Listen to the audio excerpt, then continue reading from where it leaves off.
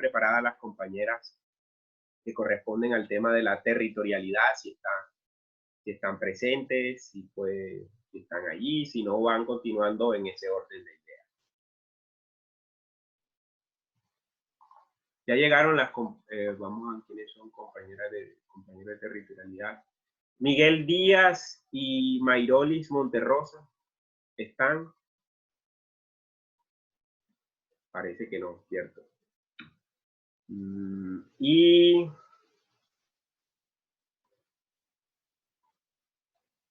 Ana Higuera y Heidi Fandiño, ¿están? Sí, profe, acá estamos.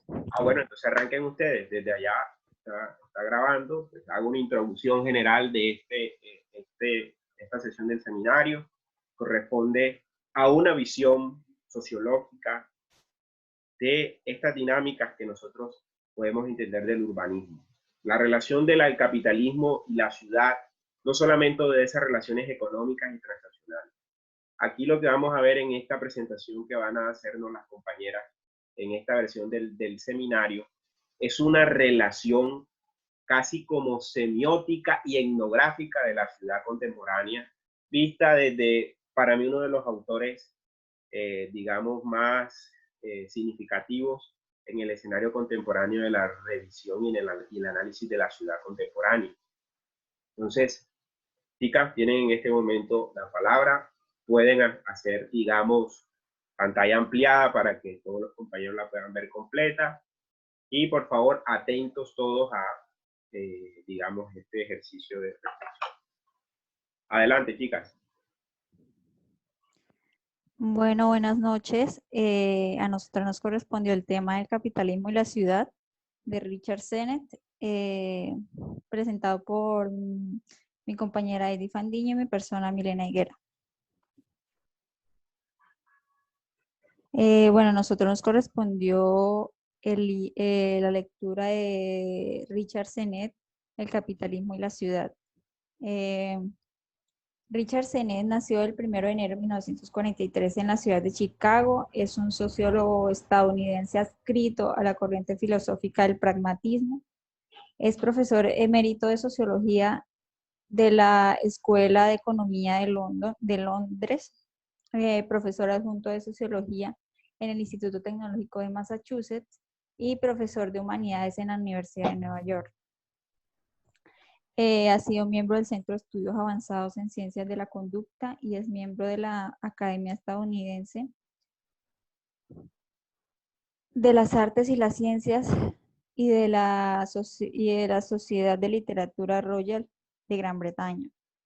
Es también el director y fundador del Instituto de Humanidades de Nueva York. Siguiente. Bueno, ¿sí me escuchan? ¿Se Sí. me escucha bien? Sí, Bueno, se escucha bien, perfecto, buena conectividad. Adelante. Bueno, pues para hablar un poco del capitalismo en la ciudad, pues vamos a hablar tanto de las ciudades modernas y el campo de los estudios urbanos. Y pues para pues estar en contexto, como dijo el profesor, vamos a verlo más desde el punto de la sociología, más desde el ser humano, el comportamiento de la persona dentro de la ciudad. Y pues tenemos unas virtudes urbanas con las cuales vamos a hacer referencia a eso, que se habla de pues básicamente cuál es el valor humano de vivir en la ciudad, el valor cultural que esto representa. Y pues como decía Sennett, considera que son básicamente dos. La primera sería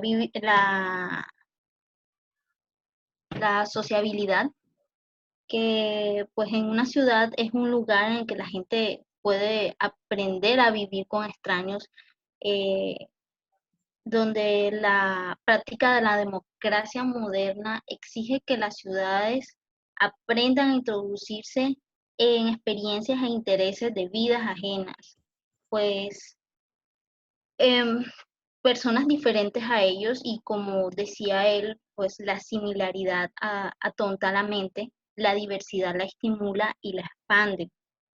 Pues cuando dice esto hace referencia a que las ciudades son lugares donde normalmente nos rozamos, nos codeamos, nos interactuamos con personas de las cuales no sabemos nada y pueden variar en tanto su raza, clases sociales, modo de vivir, etcétera. Y de esto va muy de la mano la segunda, que sería la subjetividad, pues que deriva primero de la sociabilidad, como esa necesidad de relacionarse o el tener que vivir con extraños, eh, que, que ayuda básicamente a la gente pues a crecer eh, internamente como persona y pues las experiencias pues de la complejidad no es un acontecimiento externo pues sin más, pues incluye una idea de lo que el individuo piensa de sí mismo, de cómo se conoce, de quién es y asimismo esto da pues cabida a una alteridad, pues la persona puede desarrollar pues diferentes comportamientos, actitudes o gustos a lo largo de su vida dependiendo en dónde esté, con quién esté y en qué circunstancias esté. Por eso él pues hace referencia a una frase, una afirmación que decía Emmanuel Levinas, un filósofo francés que no era urbanista, pues que decía que han creado un puente entre estas dos virtudes, a la cual le llama la relación de la vecindad o extraños. Pues eh, en la ciudad había personas de toda clase de razas, creencias, eh, culturas. Ahora entrando un poco más en lo que viene siendo el capitalismo, también cabe resaltar que los estudios modernos son algo relativamente nuevo de hacía un siglo de antigüedad y los estudios urbanos contemplaban básicamente la sociología y la geografía inicialmente. Fue hasta tiempo después que incluyeron a la economía, la política y la antropología. Y la escuela de Chicago y la escuela de Berlín fueron las primeras que realizaron estos estudios urbanos en la que denominaban que el capitalismo eh, podría ser un poco desorganizado pues en ese momento, siendo pues algo sin intención, y también podría provocar de que estas virtudes de las cuales les puedo hablar de pronto se dieran como o se vieran más de lo que se estaría acostumbrado a ver normalmente para esa época. Empezando con la rigidez y el extrañamiento, porque decía de que se había pasado, se había destituido esas virtudes urbanas y se habían reemplazado por lo que él denominaba como una dialéctica entre rigidez y extrañamiento, y posteriormente se convirtió en lo que viene siendo una flexibilidad e indiferencia, que de esas dos vamos a hablar más adelante. Empezando con el extrañamiento, pues que viene siendo básicamente lo que generó ver gente con ropa diferente e incluso hablando pues diferentes idiomas por toda la ciudad, por las plazas, con cada vez más frecuencia, pues el capitalismo estaba creciendo, expandiéndose y pues estaba dando el crecimiento de estas grandes empresas que requerían personal de trabajo y pues la persona natural como tal huía a la ciudad, si bien sea buscando mejores oportunidades o simplemente hablando desde pues el punto del ser humano, más que una mejor calidad de vida, una mejora en su futuro también era mucho o tenía que ver mucho a nivel personal. Pues él hablaba de que el extraño llegaba a la ciudad buscando una libertad que de pronto no podría tener en lugar de sus raíces, ya sea porque estaba presionado por una cultura, unas creencias y de pronto lo que él pensaba, lo que él sentía eran cosas diferentes o que no iban donde él pues eh, sentía. A esto hace referencia a la frase de Jorge Simmel que el extrañismo como alteridad es una fuerza que proclamaban las ciudades y el extraño es el portador de una nueva libertad. Em, pues con esa afirmación básicamente explica puntualmente a lo que él se refería y daba el ejemplo de por lo menos una chica que llegaba y decía, por lo menos soy libre al fin de expresarse y ser quien ella es. Y el ejemplo que daba era que decía que podía decir abiertamente o no tenía miedo pues, de decir que le gustaban las mujeres. Y cosa que no podía hacer del lugar de donde ella provenía naturalmente.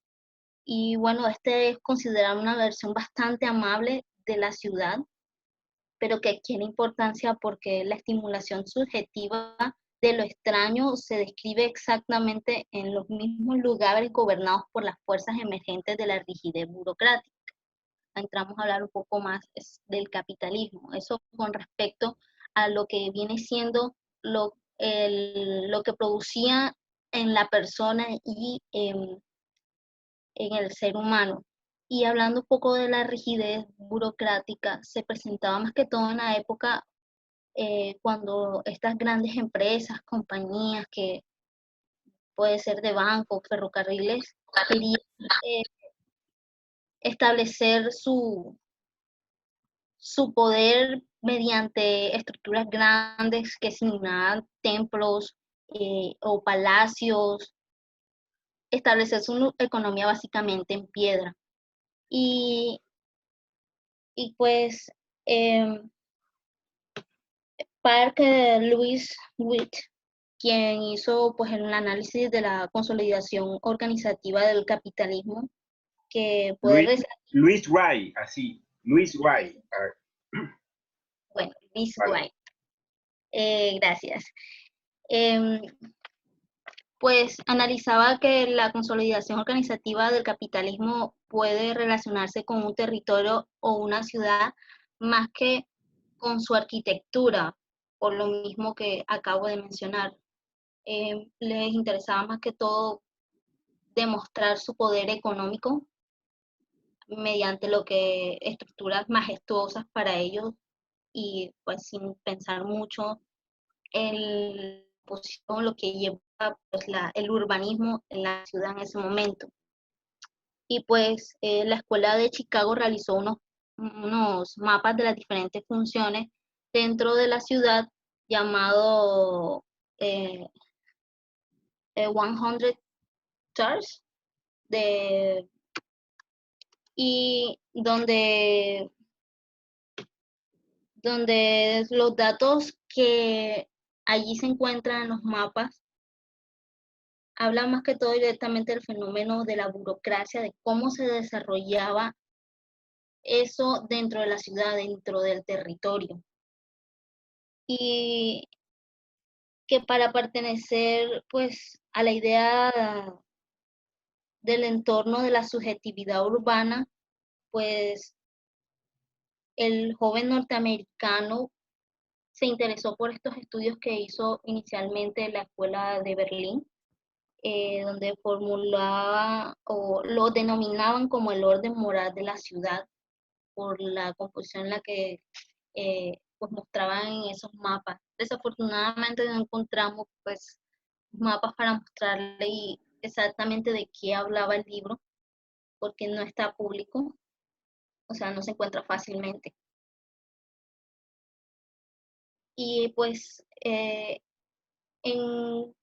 digamos que en conclusión lo que buscaban era pues relacionar como eh, la ecología de la ciudad, de la figura de lo extraño que se estaba dando en las personas, la libertad de la alteridad, y cómo puede ser el mismo lugar de la ciudad un lugar en el mapa como un orden moral, pues ya que estos estaban íntimamente relacionados por lo que pasaba en el capitalismo eh, a nivel de ciudad, de territorio, y cómo eh, esto influía en la persona, en el ser humano, y todos los emigrantes que llegaban a la ciudad venían del campo y de otras ciudades, eh, como dije antes, no solamente buscando mejores de opciones de vida, de mejorar su situación, sino lo veían mucho como un pretexto de libertad. Y pues los urbanistas de Chicago respondieron imaginando la urbanita como, o sea, la persona como un inmigrante interno permanente que viaja a través de la ecología de la ciudad, del territorio. Y Wright definió la ciudad como un mosaico de diferentes papeles a desempeñar en los diferentes lugares de lo que denominaba los papeles segmentados, ya que la ciudad tenía sus áreas, digamos que industriales por comercio, estaba precisamente, literalmente como la palabra dice, segmentado. Y, eh, pero había pues que el sujeto pues transciende a todos los papeles del espacio, ya que pues la experiencia que el hombre podría aprender de las personas nuevas que conocía, lo consideraba que era a futuro se convertía en una necesidad, porque eso se convertía en experiencia para la misma persona que lo está escuchando y no necesariamente pues vivirlo. Hoy en día muchas de las condiciones materiales que conforman la primera época de los estudios urbanos hace un siglo continúan operando igual de lo que lo hacían entonces. El flujo de las imágenes de las ciudades, por ejemplo, y pues seguimos pensando que la alteridad es una condición social que ofrece la promesa de libertad subjetiva, lo que les comentaba antes, de lo que representaba, pues, entre comillas, buscar una nueva oportunidad. Se usaba mucho como la libertad de la alteridad o de esa realidad que es la persona, las diferentes eh, posiciones que puede adquirir a lo largo de la vida, ya sea dentro de sus gustos. Eh, y pues el capitalismo desde entonces ha cambiado de rumbo, y ese cambio en la economía política ha alterado tanto la naturaleza de la propia ciudad como las herramientas intelectuales que se necesita para comprender nuestra época, ya que pues el capitalismo, en lo que se iba desarrollando en ese momento, pues es muy diferente a cómo va hoy en día. Pues eh, en la fase del capitalismo de ese entonces no había todavía como una cultura de consumo en masa que unificara a la gente como sujetos sociales de la ciudad, y en donde posteriormente se dio una estandarización del consumo, en donde el deseo de el gusto y los estilos pues en ese momento variaban mucho, eran muy discontinuos, y la alteridad fue la condición material eh, de la cultura urbana, donde se comenzó, pues, a raíz de esta diversidad, a dar como una evolución del mismo.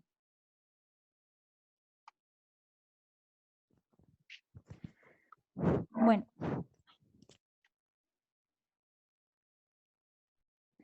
bueno, flexibilidad e indiferencia. Cuando hablamos de una nueva fase del capitalismo, en realidad estamos apuntando a tres fenómenos o tres características. Una es la globalización de los flujos de trabajo y capital. Otro consiste en la transformación de la producción, es decir, un cambio en las instituciones y burocracias para que la gente pueda trabajar con mayor flexibilidad y menor rigidez, y el otro es la dimensión temporal. Para tener una mayor claridad, nos remontamos a que la emigración de la mano de obra y las finanzas multinacionales llevan tiempo establecidas en la economía capitalista, pero ahorita en las últimas generaciones han sido reformulados. Por ejemplo, los bancos ya no se limitan solo a las negociaciones nacionales, la mano de obra migrante ha encontrado otras rutas internacionales, los cambios de lugares de trabajo tampoco han surgido de la nada, etc. Los anarcosindicalistas, es decir, personas pertenecientes a las organizaciones de lucha de los trabajadores a través de sindicatos autónomos del poder político, llevan tiempo reivindicando lugares de trabajo menos rígidos, argumentando que los capitalistas de ahora, modernos, se han tomado todo a pecho.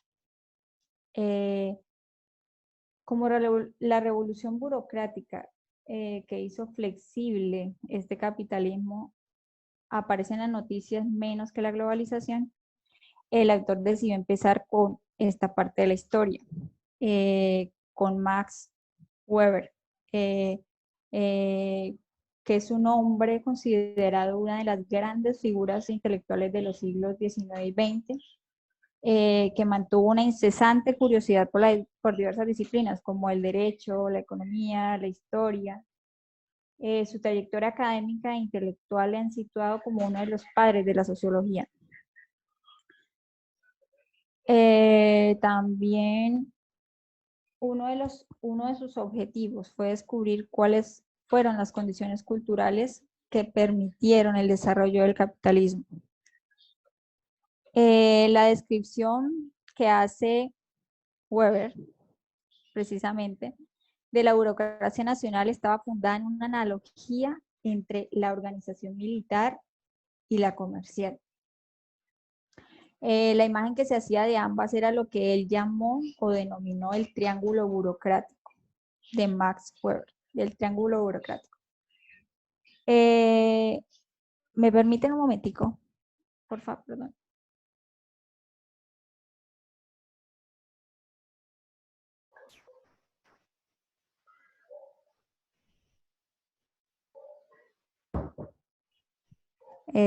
¿Sí? Sí, te escuchamos.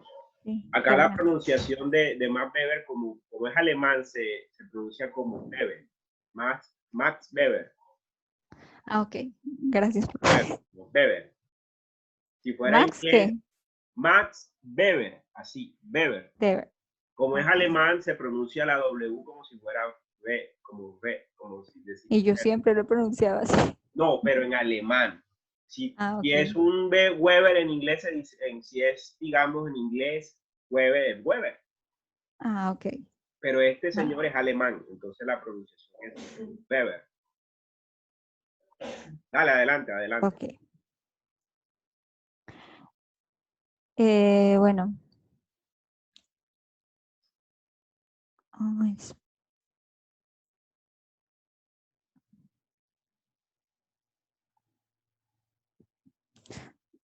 bueno, la imagen que se hacía de estas dos analogías es lo que llamó el triángulo burocrático, en el cual cuanto más avanzaba la división racional del trabajo, más grietas de desigualdad se abrían. Se te fue la voz muy lejos, Ana. Acércate más. Es decir, ya. Sí, ahora sí. Es decir, la necesidad de diferentes tipos de soldados y trabajadores creció mucho más que la necesidad de más generales o jefes. La cadena de mando de este triángulo se basaba principalmente en el principio de que cada empleo cumplía una función específica. Se te fue la voz otra vez. Lejos. Se te escucha, pero lejos. ¿Me escucha? Ahora sí te escuchamos más cerca. Okay. La eficiencia dictaba que hubiera poca duplicidad como fuera posible.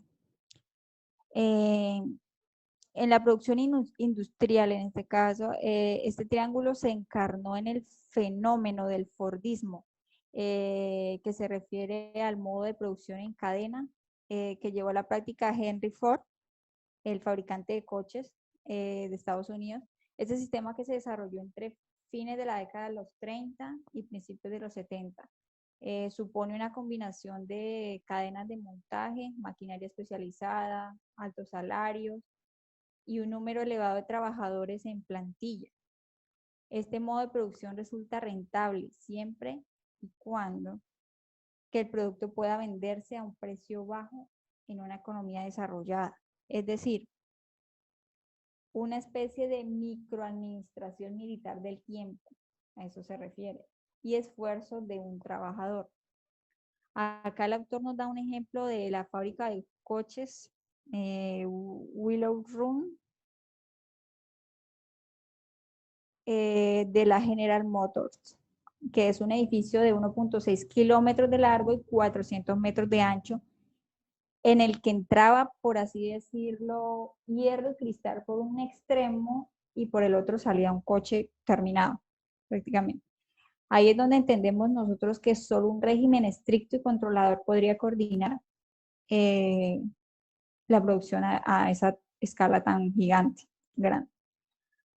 Pero hace una generación, 20, 30 años más o menos, las empresas empezaron a rebelarse contra este triángulo beberiano, ¿se dice así? Sí, beberiano, perfecto. Sí. Bien. Contra este triángulo beberiano, trataban de erradicar los niveles de burocracia, haciendo uso de las nuevas tecnologías, de la información en lugar de ser burócratas. Trataban de destruir la práctica del trabajo de función fija, por decirlo así, sustituyéndola por grupos que trabajaban por poco tiempo en tareas específicas, grupos que se reorganizan cuando la organización se embarca en nuevos proyectos, como podemos ver en estos tiempos en el que una empresa participa en un proyecto con ciertos empleados y cuando ya se termina el contrato se cambia el personal. Esto dando como resultado que los empleados no duren ni 8 meses siquiera en un puesto, por ejemplo. Entonces, los mercados internos creados por esas empresas como resultado de sus nuevas estrategias comerciales y la alta competitividad entre ellas, tratando de responder con eficiencia y tan rápido como se pueda a objetivos marcados por una dirección o por un jefe. Estos mercados tienen como efecto, por decirlo así, que la antigua lógica beberiana de la eficacia quede por el piso, quede desbaratada, por decirlo así. En lugar de que cada persona haga su tarea correspondiente dentro de una cadena de mando definida, tenemos una duplicidad de funciones. O sea, muchos grupos compiten por hacer una tarea más rápido y mucho mejor. Todo esto tiene como finalidad que todas las corporaciones, empresas, proyectos sean flexibles, capaces de cambiar rápidamente como respuesta a condiciones externas que cambian rápidamente. Los defensores de este nuevo mundo del trabajo, por decirlo así, afirman que es más democrático que la organización del estilo militar del pasado, de hace más de 30 años. Pero creo que en realidad así no es. En lugar del triángulo boberiano se crearía una imagen de ese nuevo campo de poder que podría ser un círculo con un punto en el centro, donde dicho centro puede ser un grupo reducido de personas que organiza, que toma decisiones, que establece tareas, que juzga resultados. Y la revolución de la información ha dado más control de ello, sobre el funcionamiento de las corporaciones que el viejo sistema.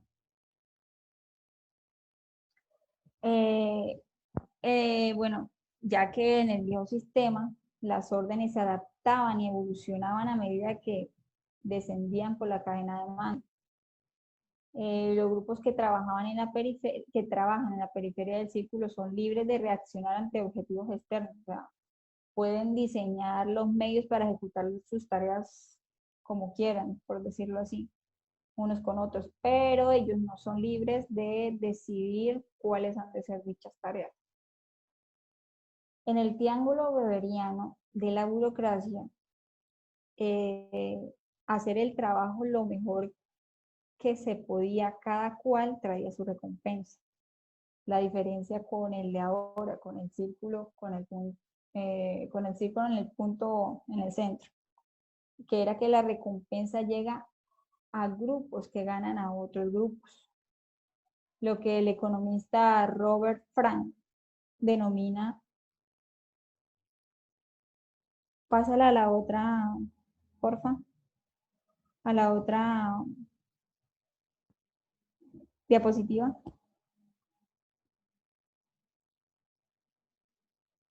Espera, que tengo el internet un poquito lento. Bueno, lo que el economista Robert Frank denomina una organización en la que el ganador se lleva todo. El puro esfuerzo ya no vale nada, no conlleva recompensa. Esa reformulación burocrática de Robert contribuye a las grandes desigualdades de pagas y de gratificaciones, que es lo que vemos por estos tiempos, en las organizaciones flexibles. Una realidad material de desigualdad enteramente opuesta a la democracia en el lugar de trabajo, que era la que trataba de fomentar Weber. Bueno, para comprender el efecto de esta nueva forma de organización en lugares urbanos, en donde vive la gente, mejor dicho, tenemos otro fenómeno o característica de la flexibilidad, que es la dimensión temporal. Regrésala, por favor.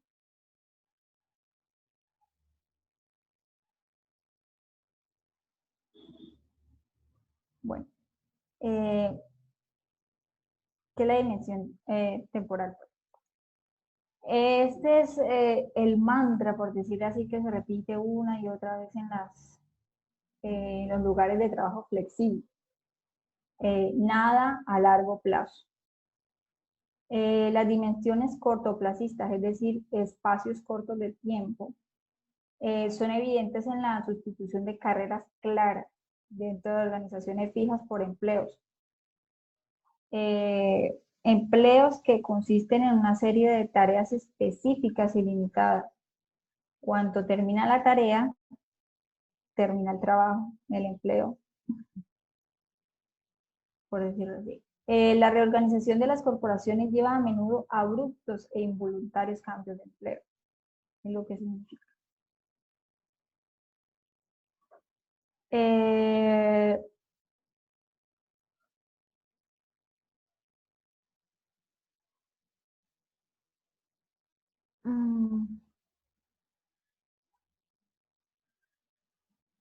Del mismo modo, las dimensiones en que no es democrático el espacio de poder de la organización flexible, la dimensión temporal no fomenta ni la lealtad ni la fraternidad.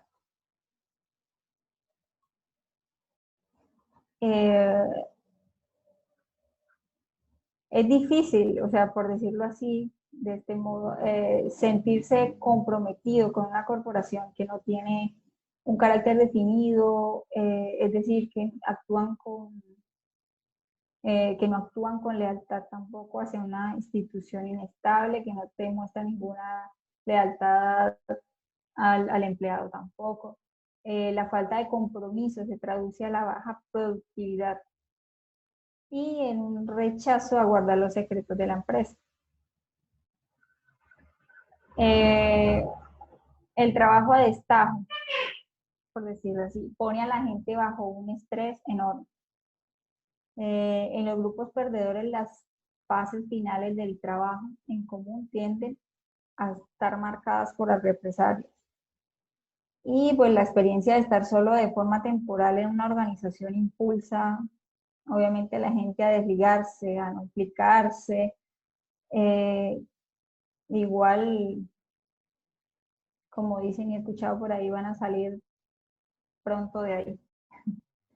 En la práctica, esa falta de compromiso mutuo es una de las razones en las que es tan difícil para los sindicatos organizar a los trabajadores de industrias flexibles o empresas como las de un ejemplo que el autor colocó, que es Silicon Valley, eh, donde se ha debilitado el sentimiento de fraternidad como destino compartido, esa serie duradera de intereses comunes. Socialmente, el régimen cortoplacista, espacios, como dije antes, espacios de cortos de tiempo, producen unas paradojas. La gente trabaja con intensidad, bajo una enorme presión, pero sus relaciones con los demás son curiosamente superficiales. Y en ese mundo de largo plazo no tiene mucho sentido implicarse a profundidad con otras personas. Pásala, por favor.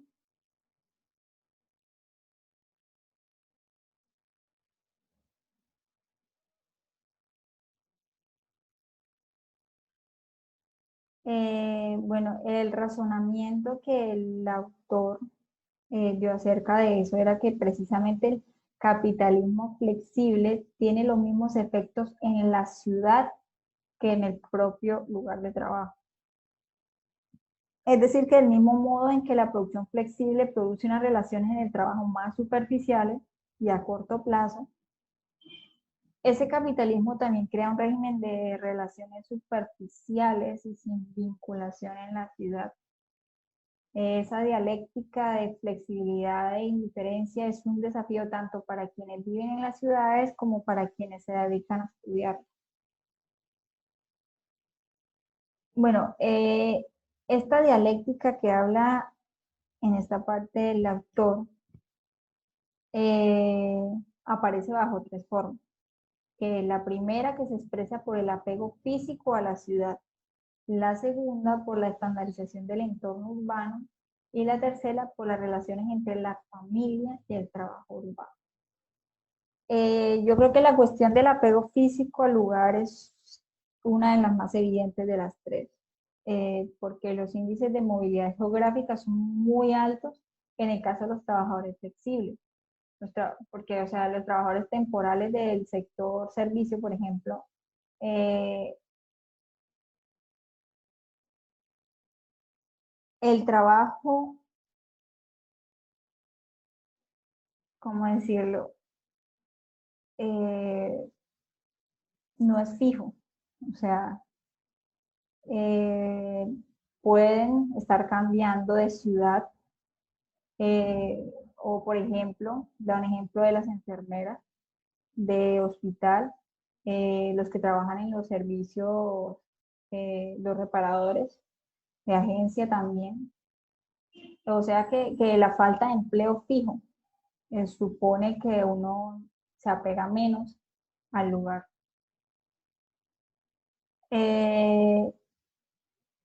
También en las altas esferas de la economía, dando ejemplos del pasado, se desplazaban a menudo tanto como lo hacen ahora, pero pues los movimientos eran de otro tipo. Permanecían dentro de la rutina de la empresa, pero la empresa definía su lugar, su casa, el terreno de sus vidas, casinos, bueno, les ponían, por decirlo así, todos esos beneficios estuvieran donde estuvieran situados en el mapa. Eso cuando se trabajaba con el sistema de Weber. Algunos urbanistas, como Sharon Sukin, han sostenido curiosamente que para esa élite ciertas zonas de la ciudad moderna o aristocratizada, llenas de restaurantes elegantes y servicios especializados, han sustituido a la corporación como pilar de esa nueva élite que siente más apego por su estilo de vida en la ciudad que por el trabajo. También la estandarización del entorno es el resultado de la economía, de la temporalidad y la estandarización de la indiferencia, que es la otra característica. la finalidad de la oficina flexible no es ser un lugar en el que uno se... Ah, no, antes de esto,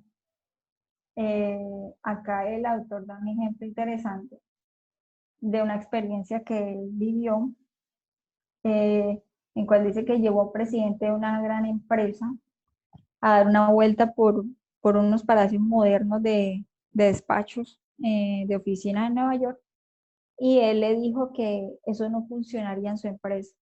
Entonces, porque la gente podría sentir demasiado apego a sus despachos y no podrían pensar en que van a estar ahí para siempre. Entonces, por eso la finalidad de las oficinas flexibles de ahora no es en un lugar en que uno se arellana, por decirlo así. La arquitectura de las oficinas de empresas ahora requiere un entorno físico que pueda reconfigurarse rápidamente. Eh, es decir, que una oficinas puedan convertirse en una sala de juntas, etcétera. Eh,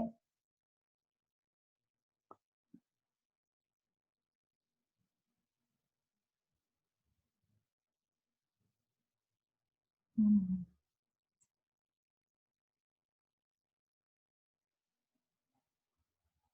Todavía no, es que es larguito el tema, no pasa nada. ¿Me escuchan?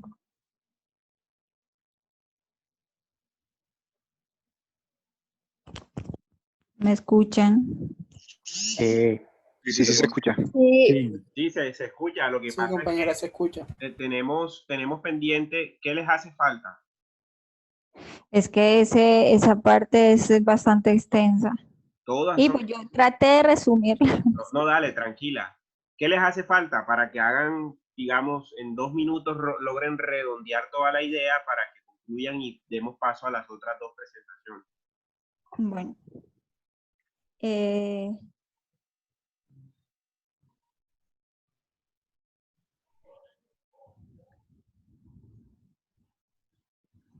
bueno, lo que nos hace falta, bueno, aquí lo que él dice es que,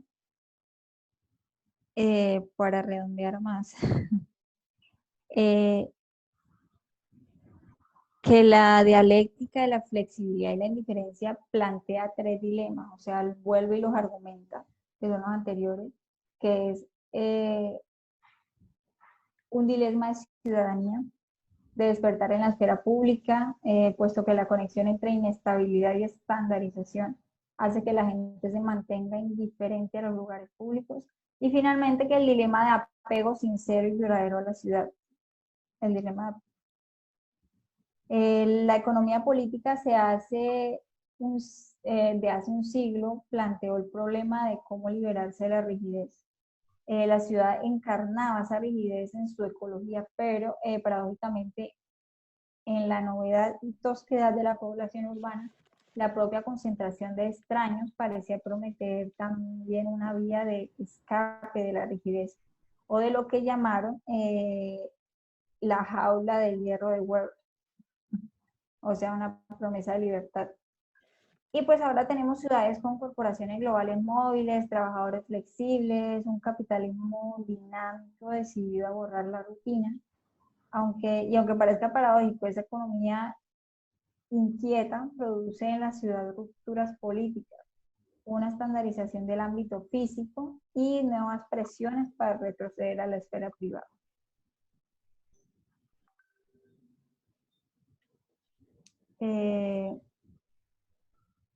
Bueno, por último, creo que la última diapositiva ya para terminar. El autor se hacía una pregunta: ¿qué efectos tiene este nuevo tipo de ciudad en torno a los dos valores éticos que ha representado siempre la ciudad? Uno, acerca de la sociabilidad de vivir con extraños, que hay una razón para que el lado positivo, se vea un lado positivo y un lado negativo. El lado positivo, que la ciudad moderna sea un acordeón, que puede expandirse con facilidad para adecuarse a nuevas oleadas de inmigrantes, por ejemplo, y que las bolsas de diferencia estén selladas. Y en el lado negativo, que la adecuación mutua por disociación marque el final de las, por decirlo así, de las prácticas ciudadanas que precisan conocimiento de intereses divergentes y señale una pérdida de simple curiosidad humana acerca del otro, que no seamos tan indiferentes a lo que le pasen a las demás personas. Y acerca de la subjetividad, pero no hay ninguna sensación, como él lo dijo, de que como en mi propia vida parece faltar algo, debería recurrir a otras personas externas, recurrir a esa relación de vecindad con extraños. Entonces, lo que él, la conclusión que él quiso decir con esta última parte, es que hacer la ciudad no es como cualquier ciencia. Que ninguno de los constructores de las ciudades del pasado poseía ninguna teoría de las ciudades, pero igualmente hicieron algo más que representar condiciones económicas de su época, políticas, etcétera. Trataron de interpretar y transformar las condiciones materiales de la economía política a través del expresivo medio de las paredes, ventanas, volúmenes, perspectivas, murales, y que un arte que se concentraba en los detalles, pero al mismo tiempo mezclaba descubrimientos específicos para lograr un todo urbano, por decirlo así.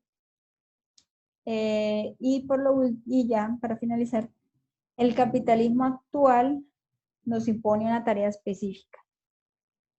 Él dice que crear complejidad y apego mutuo en una ciudad que tiende a la diferencia más que a la alteridad, que significa colocarse en el lugar de la otra persona. Una ciudad en la que la gente se retira tras los muros de diferencia. Tenemos que descubrir la labor de artesanía que pueda responder a este reto concreto. Eso es todo. Listo, muchas gracias.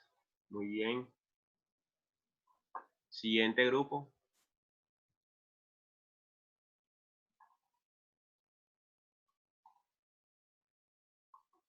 De perspectivas periféricas. Un momento, profe, ya. Dale, dale.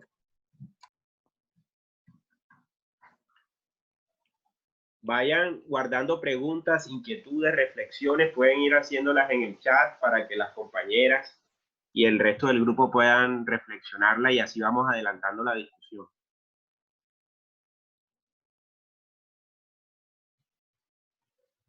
Muy bien. Adelante. Bueno, a nosotros nos correspondió las perspectivas periféricas por Nuno Portas. El grupo está conformado por Sergio Palacios Castro y mi persona, Roxana Calderón Barros. Buenas noches. Buenas noches. Para iniciar. Sí, se escucha bien. Perfecto, se escucha muy bien. Adelante. Bueno, para iniciar un poco con la bibliografía del autor de uno de los 20 autores que nos da este tema, y es Nuno Portas. Y es nacido en San Bartolomé, Vila Vicosa, en Portugal, el 23 de septiembre de 1934. Actualmente tiene 86 años y es docente de la Universidad de Oporto actualmente.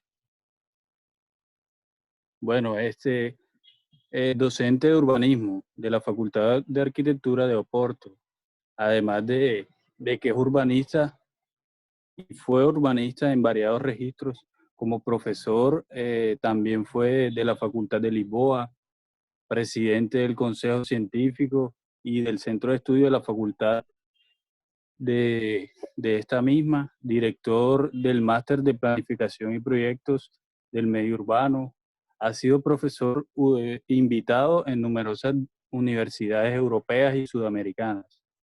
También fue secretario de Estado de Urbanismo y Vivienda en la Transición Democrática de Portugal en el 74, concejal de Urbanismo de Vilanova de Gaia entre los 90 y 1994.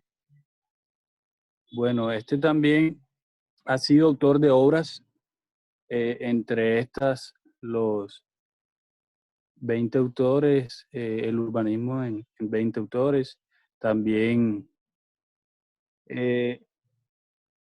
Acidade como arquitectura en el 69, políticas urbanas en el 2000 y ha publicado en destacadas revistas especializadas de proyección internacional. Esto nos lleva a decir que como urbanista y como arquitecto es bastante reconocido a lo largo de todo el periodo posmoderno. Y pues veamos de los últimos años ha tenido unas publicaciones que han comprendido desde su intervención en Valladolid en el 99, en San Sebastián en el 2000, en Barcelona en 2003 y Río de Janeiro también en 2003. Bueno, ya dándole paso al tema, entendemos que perspectivas periféricas para comprender un poco, decidimos desarrollar como este mapa para dividir dividir el tema en dos partes o en dos palabras, las cuales comprende, que es perspectiva, y muchos ya la entendemos esta palabra, pero vamos a definirla para entender un poco más el tema. Y la perspectiva se conoce como una manera de representar uno o varios objetos, una superficie plana que da idea de la posición, el volumen y situación que ocupan en el espacio con respecto al ojo del observador. Pero más aterrizados al urbanismo, la perspectiva supone la contemplación del mundo desde un solo punto de vista y desde un ojo único que abarca todo el panorama. A su vez, el término de periférica o que hace referencia a la periferia, más aterrizado en la periferia urbana, es un espacio que depende de otras áreas urbanas. En este marco, el concepto de periferia urbana se aplica en zonas con escaso valor de centralidad, que es a donde va dirigido este tema, y dependen de otras áreas dominantes dentro del sistema urbano, a lo cual se agrega el bajo nivel de accesibilidad. Bueno, ya entendiendo un poco esto, damos paso al contexto del tema, y empieza con la ciudad y nos regala un poco el contexto de lo que era la ciudad, empezando por la finalización de los CIAM o Congreso Internacional de Arquitectura Moderna, y dando paso ya al periodo postmoderno, donde citamos un pequeño párrafo del texto que nos da a entender el contexto del tema, hacia dónde va dirigido. Y dice que inicialmente, pese a esas críticas a la vez políticas, las relaciones entre Estado y sociedad cambiaban en distintos regímenes, pero también disciplinares. Las ideas sobre la ciudad heredada y su espacio colectivo, así como los papeles de los distintos actores, se alejaban cada vez más del consenso catequizado por los CIAM y ensayando la reconstrucción europea. Sin embargo, al final de los 60, estas rupturas ya estaban puestas de manifiesto. Esto nos indica que el contexto del autor hacia donde iba es ya finalizando un poco el tema de los CIAM por allá por 1957, donde finaliza el 10º CIAM, e iniciando un poco con la década de los 60, donde ya se dejaba de lado todo esto toda esta herencia que había traído el CIAM y se empezaban con unas rupturas que ya estaban, pues, de esta finalización de los CIAM ya estaban puestas de manifiesto, como lo dice el texto, y dando paso ya a nuevas teorías donde el autor lanza una crítica ya dirigida a las nuevas tendencias, donde dice que la intervención por parte asumida en este periodo de crítica al planeamiento urbanístico o jerárquico o top-down, que este top-down significa de las partes hacia arriba, hacia abajo o hacia el todo, se refiere el autor, y rígidamente normativo, pero agnóstico frente a la toma del espacio colectivo, construiría un reto importante para los urbanistas más comprometidos con las administraciones locales y o centrales reconocidamente reformadoras. Esto quiere decir que ya eh, los urbanistas ya estaban dejando de lado ese pensamiento que tenían de no conllevar una relación con las administraciones locales, con el tema político, y pues estaban reformando estas ideas de que solo se pensaba en los centros de las ciudades o las centralidades. Dando paso a esto, a un pensamiento ya más direccionado ya a las nuevas tendencias, que se le llama en el texto como plan proyecto. Y el autor menciona que las primeras relaciones al dualismo urbanismo-arquitectura, a esto hace referencia con el top-down y la emancipación de los pensamientos anteriores. Y esto es que el urbanismo y la arquitectura tendrían un papel más protagónico, pese a que anteriormente los urbanistas no conllevaban relaciones con la arquitectura y eran muy, muy,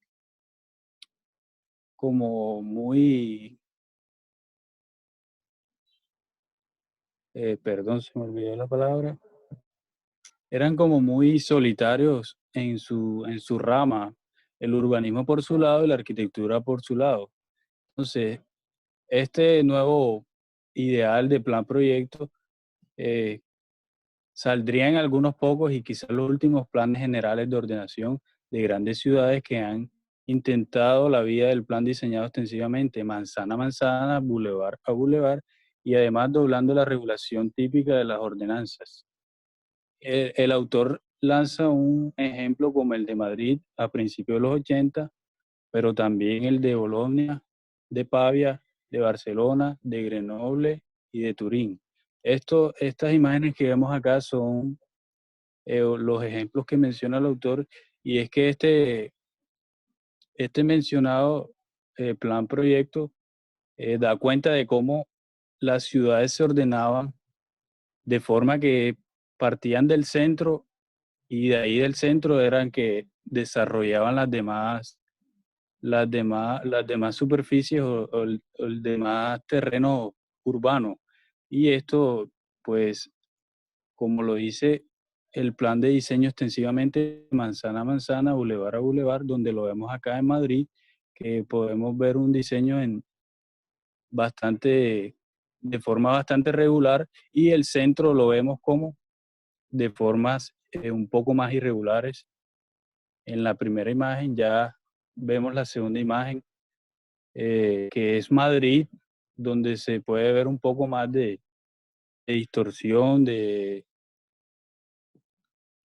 déjenme acerco un poco.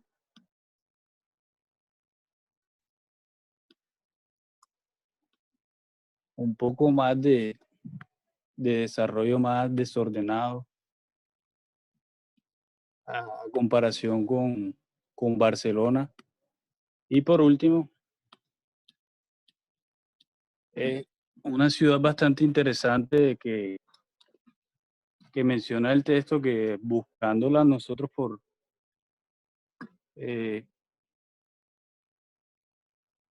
buscando e informándonos un poco sobre esta ciudad, nos damos cuenta que es una ciudad muy interesante, ciudad modelo de temas como urbanismo sostenible, temas de arquitectura sostenible, muy, muy importante y muy premiada por su arquitectura y urbanismo, donde vemos que la ciudad está desarrollada en su centro un poco más, por decirlo así, un poco más ordenada, y hacia la periferia o lejos del centro está un poco más irregular, cuenta con formas irregulares. Es donde entra el tema de planes generales, donde el autor menciona 2 velocidades. Esto quiere decir que ya no se piensa más en desarrollar la ciudad manzana a manzana, del centro hacia el todo, sino que ya se piensa más en planes generales donde la ciudad se desarrolla en una primera fase o una primera velocidad y es más regulada y consolidada, es decir, que dejan claro hacia dónde se va a desarrollar la ciudad, y ya no se deja más como al pensamiento que provenga después el desarrollo de la ciudad. Esto tomando como referencia los ejemplos que da el autor, que es Turín, Siena y Bolonia, que son planes como que surgen así en la escena de la disciplina, planes generales a 2 velocidades, en su contenido regulador, en lo que la ciudad consolidada y en los que la ciudad consolida y determina ejes del espacio público que conectan las partes del desarrollo más probables, son diseñados y ordenados de forma bastante precisa, y en cambio dejan abierta la determinación de áreas de expansión o transformación a las que sería demasiado arriesgado o prematuro consignar. Prematuro consignar destino de uso y formas urbanísticas definidas y definitivas. Es decir, que ya la ciudad toma un poco más de importancia el desarrollo de la ciudad en sí, y se deja un poco de lado lo que viene siendo las zonas de expansión, como vemos en las imágenes. En este caso, Turín, que vemos acá las zonas de manchas negras en relación a la ciudad ya desarrollada, más definida, y ya con una idea más definitiva hacia dónde se dirige la ciudad. Y bueno, para dar paso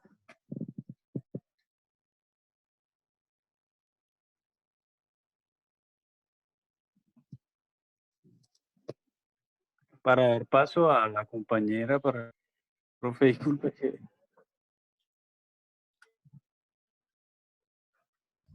Dejaste de presentar, ¿se te cayó el internet? Sí, dejaste de no, presentar. disculpe que se me bloqueó el computador. Miércoles. Dale, pero continúa, Roxana, con tu parte. Un momento, déjeme entonces presento. Vale.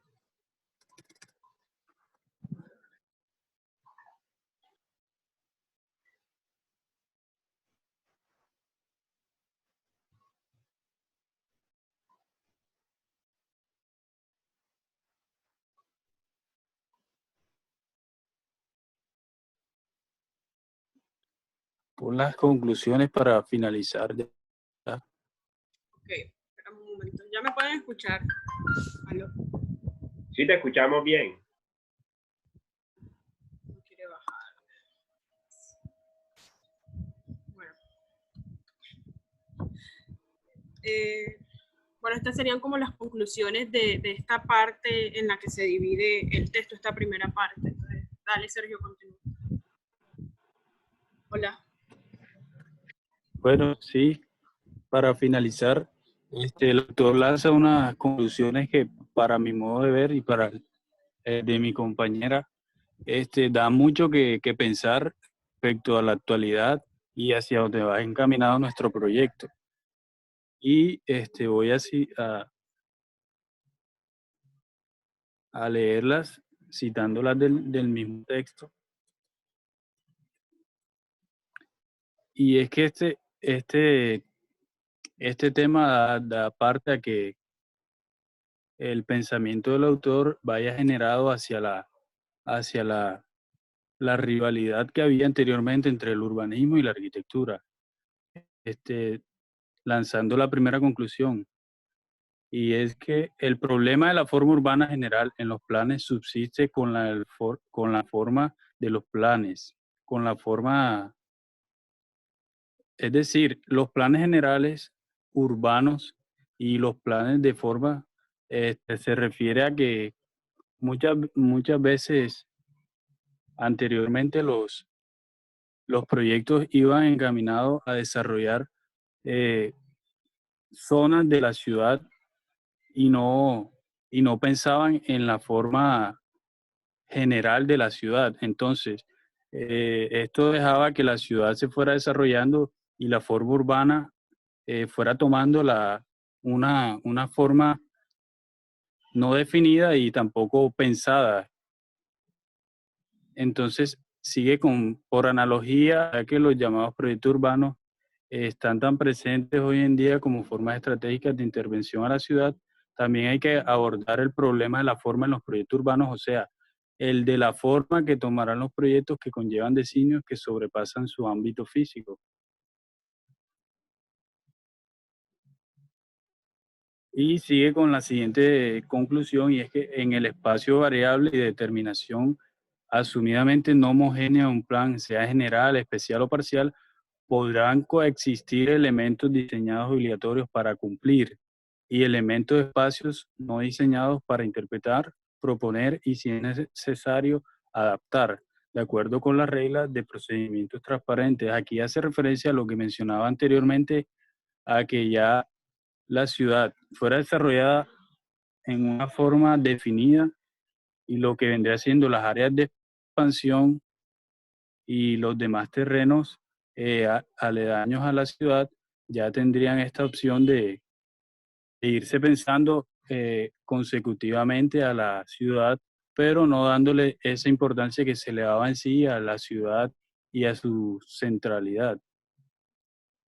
De esta forma, las probabilidades de modificación prematura de un plan disminuirían y por otro lado el plan deja de ser un producto acabado para ser más bien un guión, un tablero de juego o más o menos regulado, que exige a lo largo de su vigencia una continua toma de decisión y de riesgos, técnicas y políticas, apoyado en su sistema de monitorización.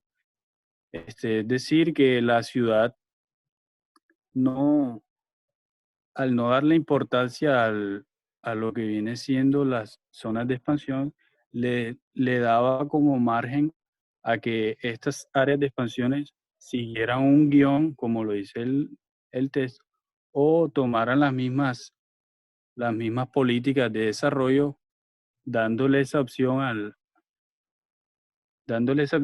las zonas de expansión o la superficie aledaña. Por estas razones, estas intervenciones a las que algunos llaman proyectos estratégicos son muchas veces objeto de los llamados concursos de ideas y las soluciones elegidas sufren después importantes modificaciones, como si fueran procesos que ganaran sucesivamente forma definitiva con la llegada de nuevos socios, promotores o utilizadores finales, o sea, hasta que el programa pierda sus últimas indeterminaciones. Bueno, esta conclusión me parece bastante dirigidas hacia lo que manejamos nosotros hoy como proyecto de diseño, y es que es lo que está pasando actualmente en esa riviera del río Magdalena. Es que se le está dando forma a esa riviera de acuerdo a las inversiones que llegan actualmente y no a lo que se tenía estudiado, entre comillas, o pensado desde épocas anteriores. Y por último, el plan urbanístico como instrumento formal y legal pierde este planteamiento materia de decisión determinista generalizada En cambio, gana importancia conceptual y arquitectónica la infraestructura de relación, de unión y soporte de las continuidades posibles entre las partes del territorio cada vez más discontinuos.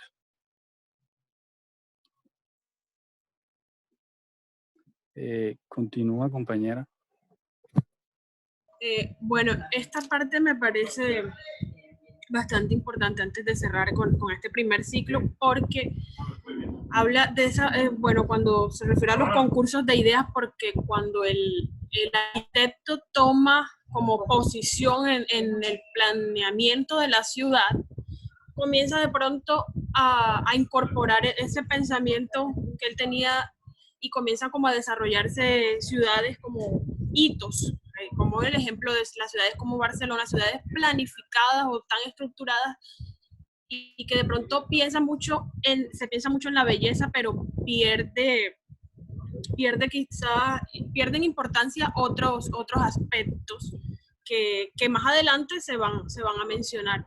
Entonces, aquí refieren esta parte de los concursos cuando se toma el proyecto y está la primera propuesta, como no está estructurado y hay mucha permisividad, de pronto muchos entes pueden intervenir, esto viene causando que se distorsione la idea inicial, entonces no se termina concretando nada y ahí cambia completamente a lo que se quería.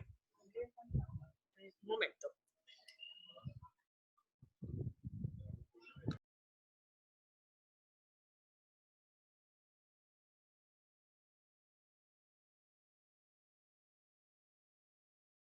Bueno, ya siguiendo con la parte como que más explicativa de lo que consiste en las perspectivas periféricas, el autor dividió entonces el texto en dos partes, que viene siendo la ciudad, explicando ese proceso o ese transcurso que ella toma, y luego llega esta parte que se llama la ciudad otra. Aquí él cita a Françoise Choay, que es una historiadora que dice que de pronto las perspectivas periféricas se tratan de una transformación profunda de la ciudad hacia lo urbano. Entonces ya aquí los urbanistas, los arquitectos estaban entendiendo un poco más cómo era este proceso de construir ciudad y comienzan a ejercer nuevas transformaciones. ¿A qué refiere con perspectivas periféricas? Quiere decir que se está contemplando una ciudad diferente a esa ciudad compacta, canónica de la que se hablaba inicialmente, contemplando nuevos, de pronto, estilos o ideales de hacer ciudad.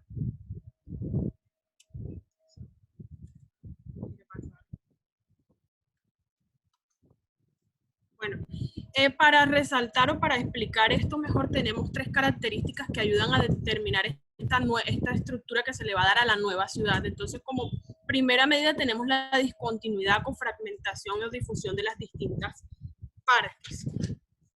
Tercero, tenemos la monocentralidad al policentrismo y, por último, la coordinación de los layers estructurantes. Entonces, en cuanto a la discontinuidad, tenemos que esto sucede como punto de estudio de las rupturas morfológicas que existían en la ciudad respecto a los atributos de contigüidad y compacidad de las ciudades antiguas que mencionamos. Entonces trataban estos estudiosos, principalmente europeos y americanos, querían mirar por qué se estaban dando estas transformaciones. Es así que el autor Nuno señala, digamos, que pudimos destacar estos 5 aspectos de esas discontinuidades, de cómo explicarlas. Entonces, primero empezamos con el término tropismo, que quiere decir el cambio. Entonces, en este sentido, aparece como un término para darle significado a las complejidades que van a presentar estos nuevos ideales de ciudad.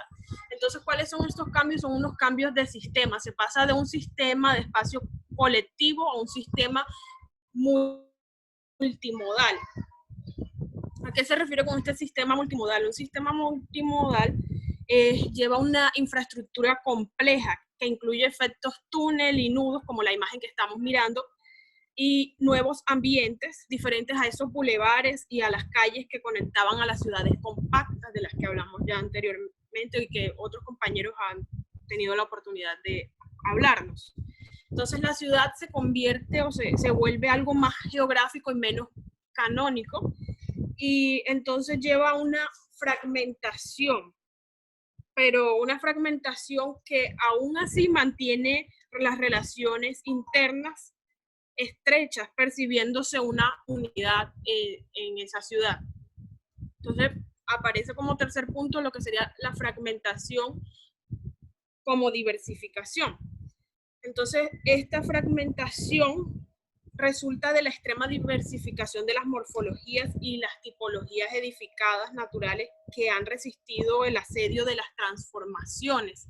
Entonces, a esto refieres como a esos espacios naturales que han soportado todo esto, o aguantado, resistido este asedio de las personas de querer construir y crecer sin tener en cuenta el medio en el que se está haciendo, se está construyendo y se ven afectados. Entonces, ya aquí se trae a colación la sostenibilidad ambiental, la sostenibilidad de los ecosistemas se empieza a mirar.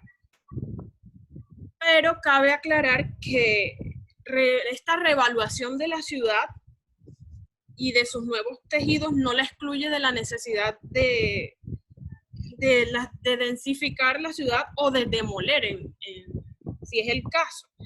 Pero muy diferente a lo que buscaba en la ciudad canónica, que era la uniformidad de la ciudad. Si era necesario de pronto destruir para volver y planificar la ciudad tal cual como la planteaban, ellos lo harían. En este caso esto no sucede, sino que se comienza y se parte de lo que se está y lo que se busca realizar. Aparece por otro, como cuarto aspecto, los mosaicos de llenos y vacíos, que son irregulares y que están desligados, es decir, no interactúan, no están unidos completamente, pero que van a cohesionar dependiendo de la capacidad que se tenga o que tengan las entidades de seguir construyendo paisaje y espacio público, pero de manera inteligente, sabiendo el contexto en el que se está, el territorio y las afectaciones que esto traería. Es importante también resaltar que estas ciudades son de baja densidad. Siempre la ciudad extensiva será de baja densidad, esto lo dice en uno, y que muy a pesar de que se integren áreas de densidades significativas, y esto es porque sabemos que las compañeras hace unas exposiciones anteriores hablaron de la ciudad difusa. Entonces, esto es más o menos lo que explican las perspectivas periféricas. La ciudad ya no se construye del centro hacia afuera, sino que ya comienzan a darse varias centralidades, varios puntos de la ciudad y comienza así a desarrollarse, a construirse paisaje y vías para conectar estas nuevas áreas urbanas. Entonces entra la segunda característica importante de la que habla Nuno, que es la monocentralidad al policentrismo.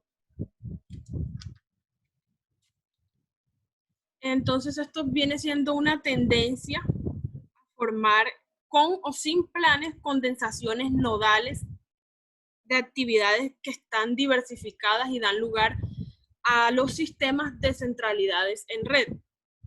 ¿Qué son los sistemas de centralidades en red? Bueno, ya anteriormente les había mencionado, ¿no? Que se van dando como estas pequeñas, digamos, ciudades dentro de la misma ciudad que se unen y que van a competir entre ellas, pero que además deben complementarse, porque a pesar de que de pronto son núcleos que están a ciertas distancias considerables, siguen perteneciendo a la misma ciudad. Y aquí aparece lo que sería la conurbación policéntrica, que Patrick Jace es uno de los primeros que habla del término conurbación, o es el que lo trae a colación, y que es un conjunto de centros urbanos que se encuentran cerca unos de otros, creciendo tanto en su número de población como en espacio geográfico. Pero bueno, aquí al mezclar conurbación con policentralidad, esto viene siendo para una doble respuesta a la competitividad del conjunto o de la ciudad y constituye un factor de cohesión territorial. Entonces ya aquí no hay que mirar solamente desde la ciudad, sino que se empiezan a mirar el entorno, que está, hacia dónde va a expandirse la ciudad, que viene después, por ejemplo, de Barranquilla, que de pronto a qué ciudad o a qué municipios o pueblos está unido, está más cerca, y cómo se van a ver afectados esos espacios urbanos.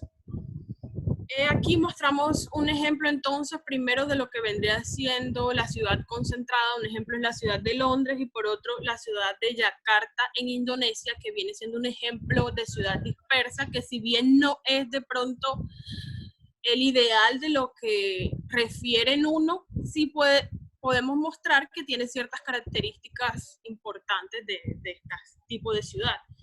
Por otro lado tenemos lo que vendría siendo la región Ruhr en Alemania, que como las ciudades de Ramstadt y la red emiliana aprovecharon sus proximidades con las ciudades históricas que tenían cerca para desarrollar conurbaciones de rangos superiores y para ello generar proyectos de medio ambiente y nuevas accesibilidades, reforzando el efecto de red y controlando mejor las expansiones territoriales. Bueno, entonces aquí sí pueden notar cómo hay varios puntos dentro de esa misma región Ruhr, que o sea, se nota que están bastante lejanos los unos de otros, perdón. Ahí podemos observar esas conurbaciones que se fueron desarrollando. Por último aparece lo que es la coordinación de los layers estructurantes o las capas o los tipos que ayudan a estructurar la ciudad. Primeramente, él habla de que se deben fomentar las actividades polarizadoras porque serán claves para reducir las asimetrías de las ciudades y de la degradación de las mismas. Entonces, aquí hablamos de que debe trascender los planes de ordenación y el marketing político. Entonces, como les venía diciendo, mirar más allá de esa planificación sistematizada que ya venían tratando de corregir. Y aparecen, digamos, los tres ejes más importantes de todo esto, que vienen siendo los desplazamientos, para que se deben hacer de manera más ágiles y electivos para que pueda funcionar esta nueva forma de concebir la ciudad. Por otro, las centralidades deben ser más fuertes y más atractivas, y la ecología deben ser más continuas e intencionales. Por otro, tenemos aquí la no exclusividad. Otro punto importante. ¿A qué se refiere con esto? Cuando atraer inversiones tanto públicas como privadas no sean solamente para un sector de esta nueva ciudad, sino que todas las ciudades se vean afectadas de la misma forma o beneficiadas de la misma forma. Entonces debe existir una transversalidad para poder reequilibrar y redistribuir las oportunidades de cada una de esas partes que conforman esta gran ciudad. Y esto no debe quitarle autonomía a cada uno de estos espacios.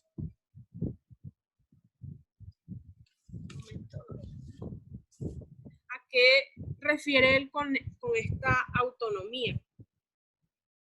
Que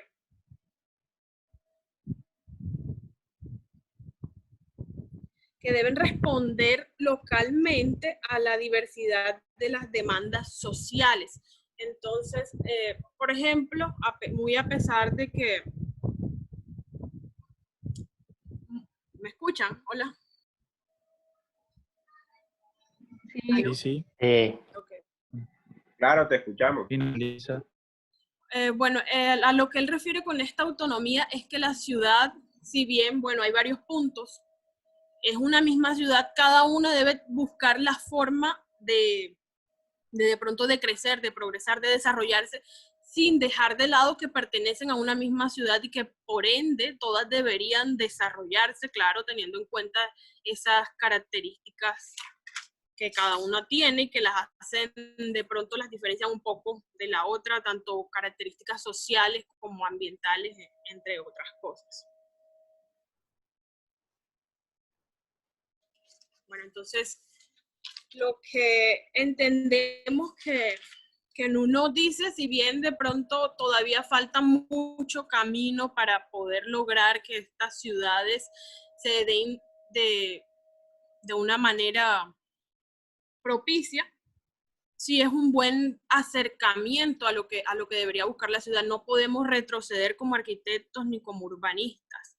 Debemos tomar ejemplo y mirar de pronto lo que nos dejaron aquellas ciudades y de qué manera podemos reorganizar nuestros pensamientos y hacer ciudad de formas distintas y teniendo en cuenta todo lo que conlleva una ciudad. Aquí podemos darnos cuenta que ya se estaba mirando la ciudad desde otras perspectivas y no solo se estaba tratando de crecer y crecer y hacer ciudad y carreteras y edificaciones, sino que todo tiene una lógica y un sentido y que la naturaleza en este aspecto es muy importante. Entonces creemos que estas son de pronto las conclusiones a las que quiere llevar Nuno con su texto. Gracias, ya esto es todo.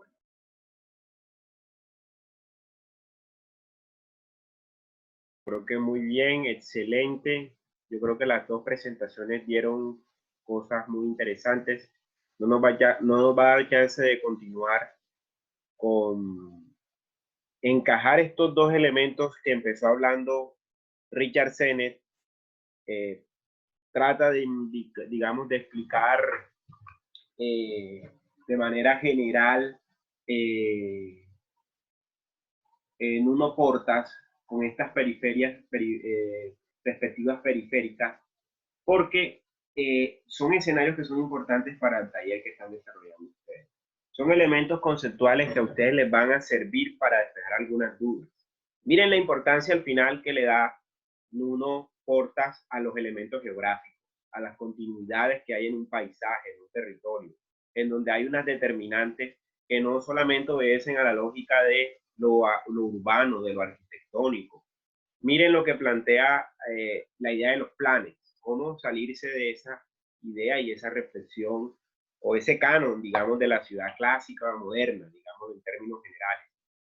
Pero yo creo que es importante tener en cuenta esos elementos de sociabilidad, esos elementos, digamos, de lo extraño, digamos, de lo dialéctico que hay en una ciudad, de esas luchas que se llevó la ciudad moderna con el desarrollo del capitalismo y ahora, dentro de nuestro contexto de la globalización, que se impone con las dinámicas del modelo neoliberal. Entonces, miren que hay una relación muy estrecha y que Saskia Sassen nos va a reforzar y nos va a replantear con la idea de las nuevas escalas que se dan en esos procesos urbanos, donde ya no solamente intervienen esos planes especiales, esos planes parciales, esos planes sectoriales como se están desarrollando en la ribera occidental del río Magdalena, sino ya unas lógicas de financiarización de procesos urbanos y de estrategias en las cuales hay que empezar a reflexionar un poco sobre el diseño, sobre la arquitectura, sobre la planificación y sobre todo el papel de nosotros los ciudadanos dentro de ese contexto del desarrollo urbano, pero también como profesionales de estos temas urbanos, de los estudios urbanos. Yo creo que es necesario que ustedes como ya casi arquitectos y arquitectas empiecen como a tomar postura frente a estas nuevas ideas de la ciudad.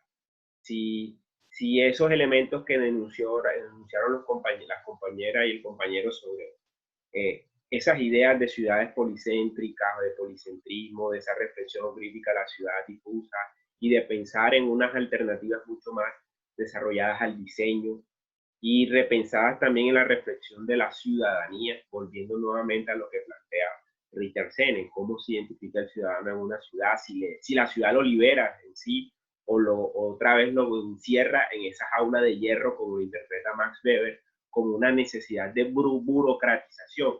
Es decir, tú en la ciudad tienes después de salir a la escuela, tienes que ir a la universidad, tienes que conseguir un buen trabajo, adquirir una buena casa, tener una buena familia, y así sucesivamente hacer todo ese patrón de modelo tradicional, donde en ciudades como, por ejemplo, Madrid, Barcelona, Nueva York, el modelo, digamos, de ese tipo de sociedad no es, o sea, no, ya está enfocado hacia otra perspectiva, no es un modelo tradicional donde, digamos, puedes vivir 6 meses en Nueva York, 6 meses en Londres, un año en Tokio, te vas de paseo un año por todos los lugares del mundo. Entonces, la dinámica del mundo desarrollado que nos va a plantear esa idea de la ciudad y las regiones los siguientes compañeros.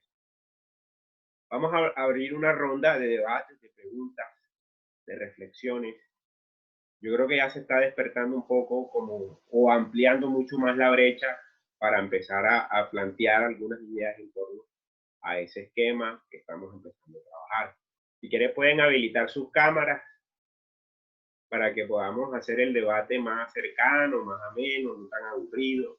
Estoy solamente nada más viendo 3 fotografías de perfil, entonces me gustaría que por lo menos activaran los que puedan, para activar sus cámaras y, no sé, generar el debate, la pregunta.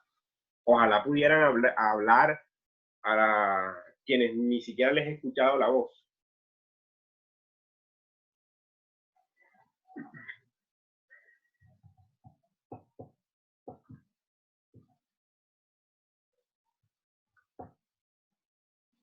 A ver, ¿qué comprendieron o qué no entendieron? ¿Qué preguntas? ¿Qué inquietudes? ¿Qué reflexiones? Vamos a abrir una ronda de comentarios de debate. Buenas noches, profesor. Buenas noches, Fernando. Adelante. Bueno, yo quería hacerles una pregunta. Digamos, el policentrismo sería como una ciudad difusa, pero funcional. ¿Qué dicen los compañeros?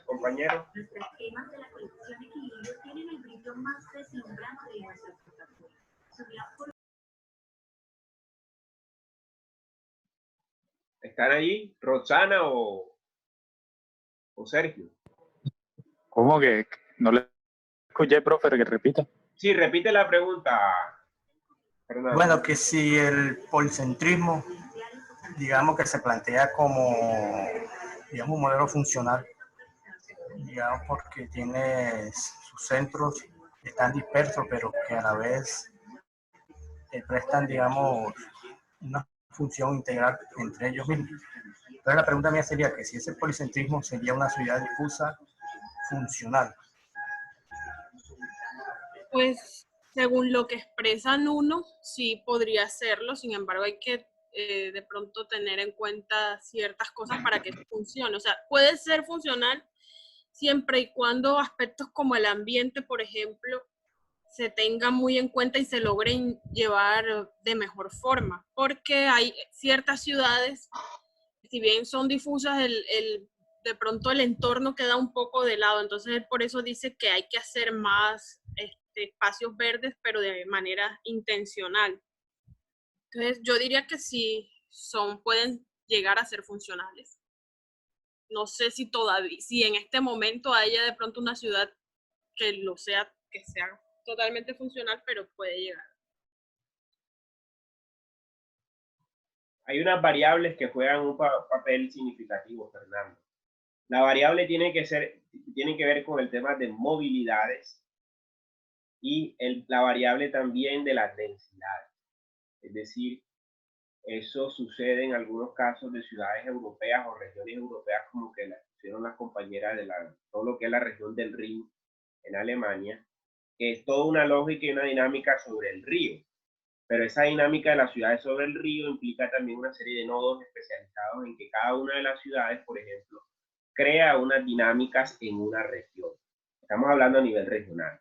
Ya a nivel, por ejemplo, urbano de una ciudad, si ustedes se fijan, los centros históricos europeos cada vez más se consolidaron y se generaron unos espacios de transformación, pero dejando, digamos, las características básicas de los centros históricos. Acá no se pusieron a hacer edificios, digamos, en altura, digamos, o a transformar lo que es digamos, la morfología urbana.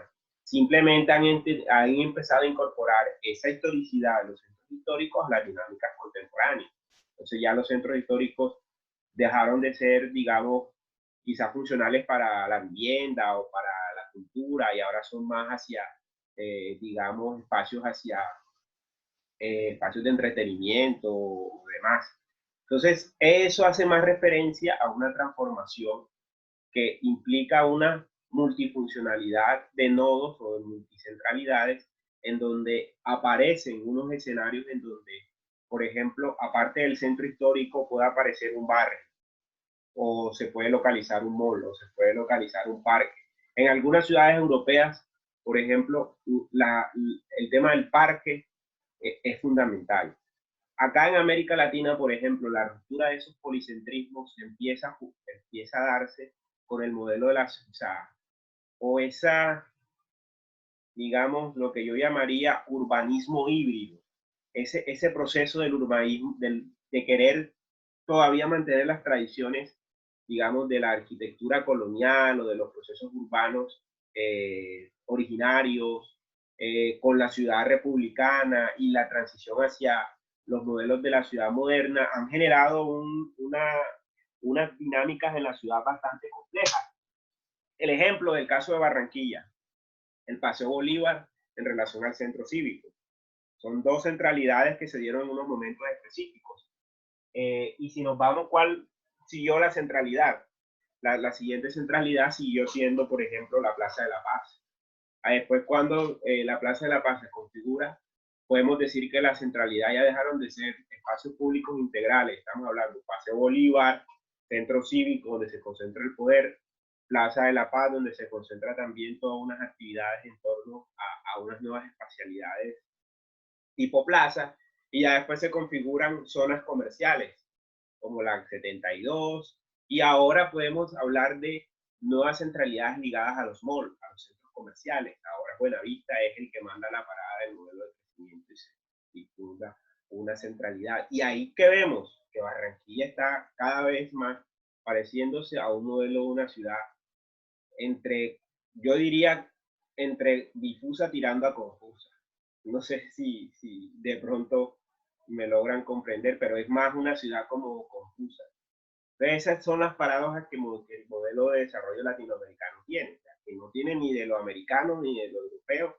Hemos construido un urbanismo híbrido, hemos cogido de todo un poco y la hemos trasplantado, y ahora pueden aparecer otras nuevas centralidades, como por ejemplo la Ribera del Río. Es una centralidad que se está imponiendo ahora, nueva, diferente, pero puede parecer ahora que en los alrededores, digamos, lo que es la Ciénaga de Mallorquín, puede constituirse una nueva centralidad. El corredor universitario es una nueva centralidad. Todo el sector de Soledad hacia, digamos, por ejemplo, el corredor del Transmetro, ya eso es una nueva centralidad, por ejemplo. En su época, los alrededores del Estadio Metropolitano también fue una centralidad. Y crearon esos modelos y empezaron a pegar los parches. O sea, empezaron a pegarse los parches, a conurbarse poblaciones, que es lo que sucede en grandes conglomerados, como sucede en Asia, en África, por lo menos en las ciudades chinas. Eso es una cosa descomunal. Eso crean ciudades de la nada. De un momento a otro viven ahí 10 millones de habitantes en esas ciudades que antes no eran nada. Entonces, miren que estos modelos ameritan a tener unas reflexiones muy significativas. ¿Qué más quiere plantear? ¿Alguna idea? ¿Comentario?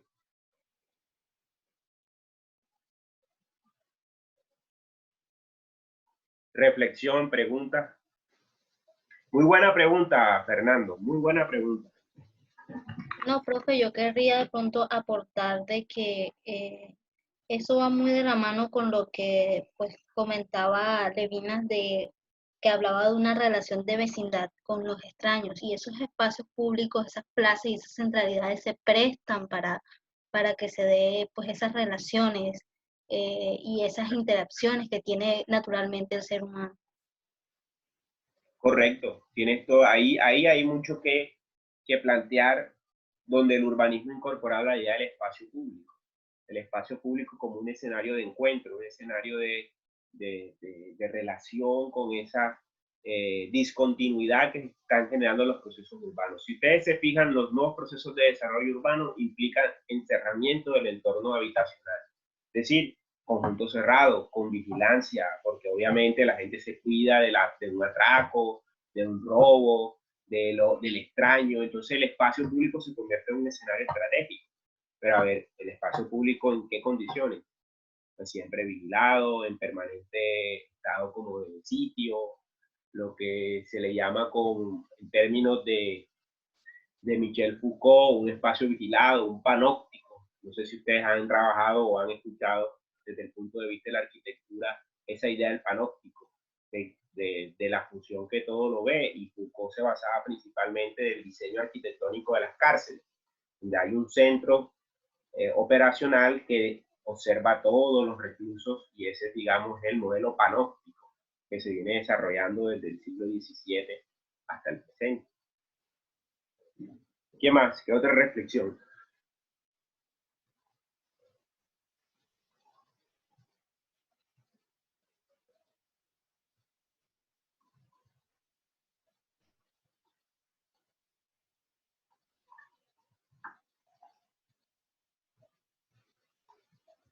O preguntas, inquietudes.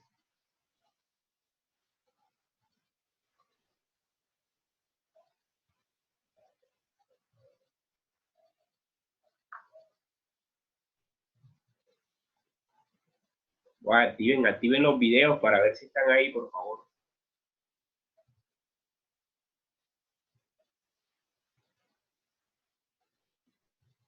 Sí, activen un momentico los videos, los que puedan activarlo.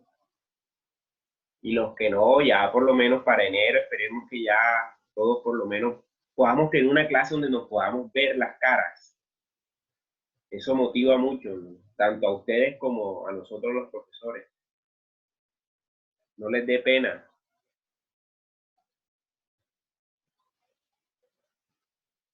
Reflexiones, inquietudes, comentarios. Solamente veo a 4 que activaron. Si los otros tienen problemas, digan algo, por lo menos.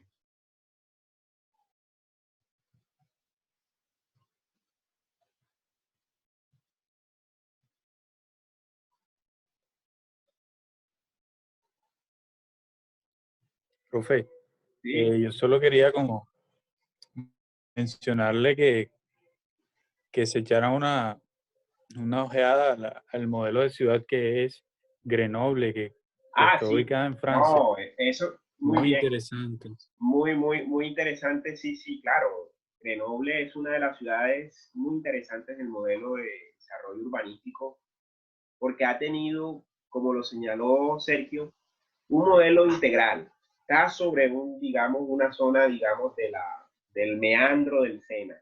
Tiene todos unos desarrollos paisajísticos y de integración del espacio público muy interesantes. Una ciudad muy golpeada también por el tema de la Segunda Guerra Mundial.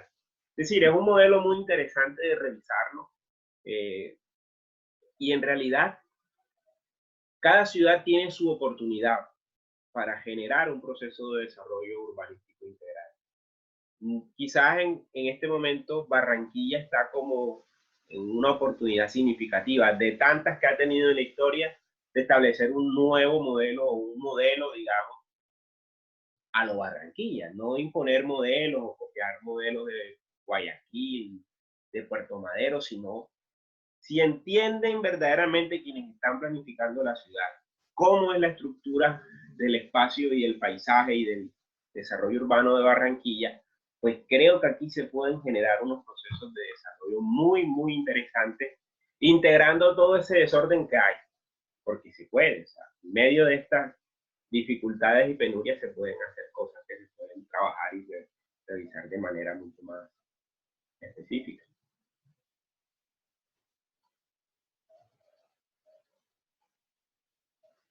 ¿Quién más?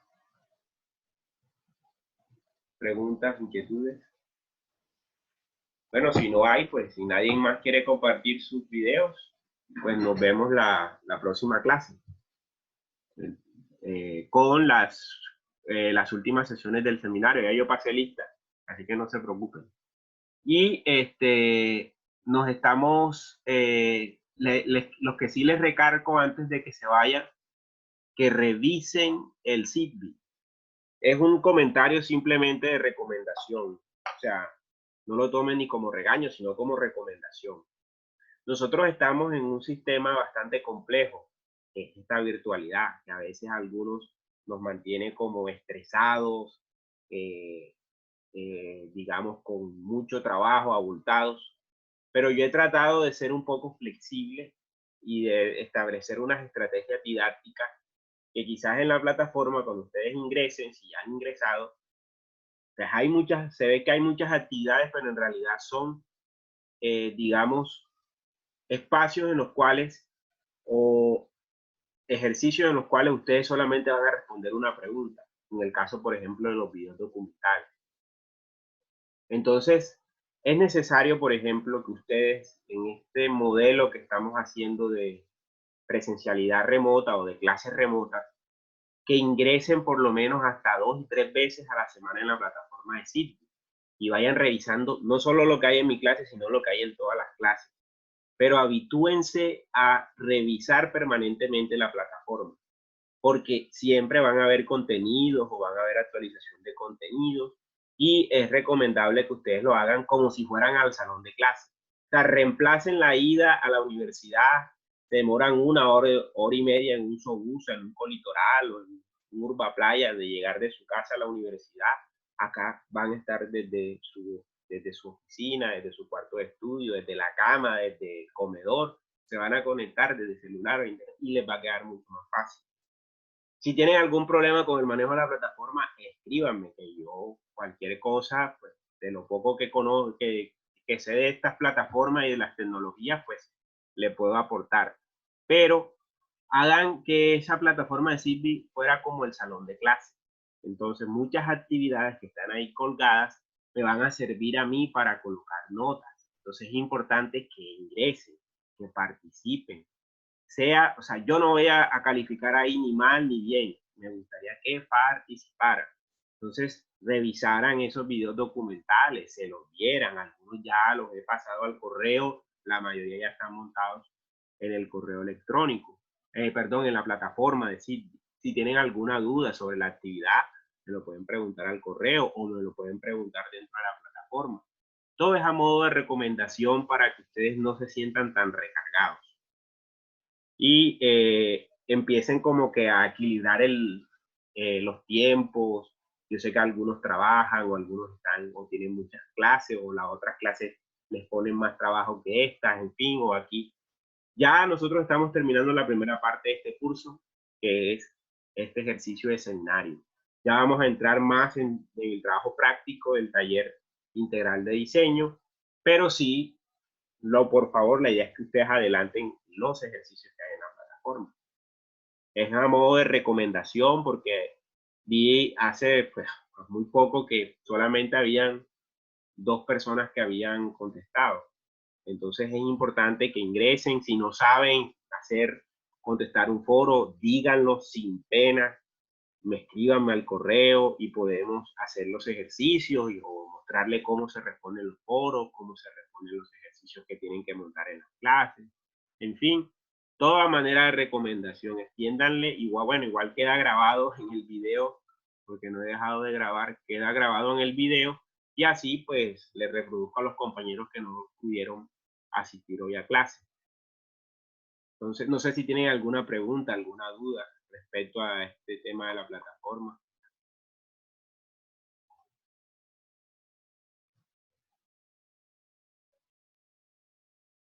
Hay solamente colocados 2 documentales. De esos 2 documentales, hay una pregunta que yo dejo ahí como en el tintero. Ver el documental y hacer un debate contestando esa pregunta o lo que ustedes consideren importante de lo que vieron en ese documental. Tampoco que pueden también hablar de todo el documental, pero sí de la apreciación que ustedes tienen como estudiantes de arquitectura de ese material.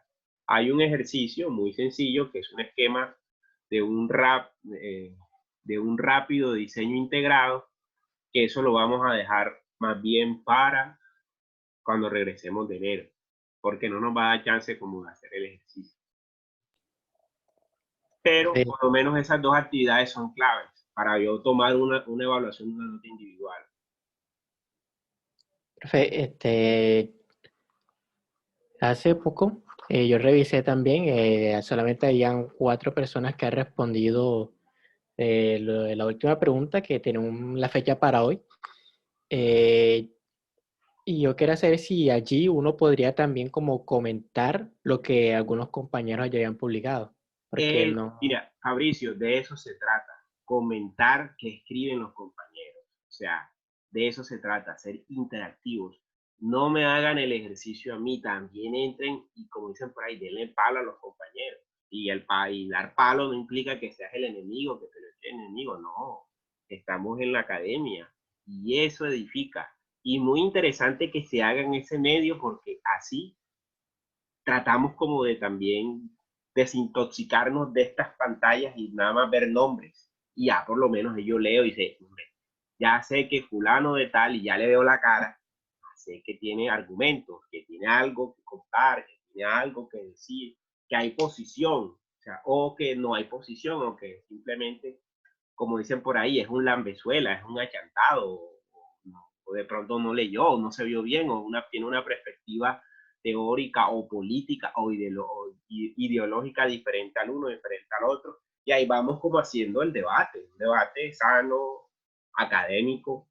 Y sí, hay toda la validez en que usted puede comentarle a todos los compañeros y tirarle por la cuerda todo el debate que hagan, o por lo menos a un compañero que le llamó la atención. O me pueden replicar a mí, profesor, yo creo que este documental no sirve para nada, así. ¿Por qué esto y esto y esto? No, está desactualizado.